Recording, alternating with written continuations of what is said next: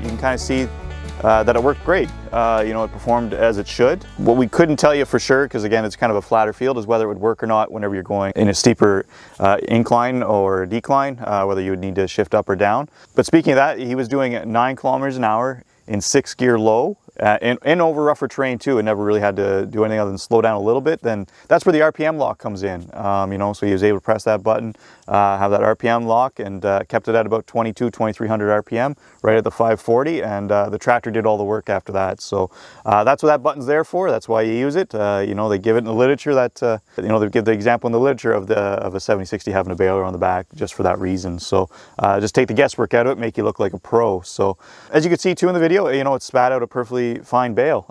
There was no issues with it. Yeah, the knives were in. You know, it worked. There's no other way to explain it. It did what it was supposed to do. You know, and whenever they were hooking it up, it hooked up perfectly fine to the tractor. You know, a couple guys took about 45 minutes an hour to put her on the back. No issues that way. Baler monitor worked perfect. It did what it was supposed to do. And that's what we're out here to do is, you know, if you're just starting out, you have a 7060 and you want to get a baler, you know, this one will do it. There's no ifs, ands, or buts about it. It'll work perfectly fine.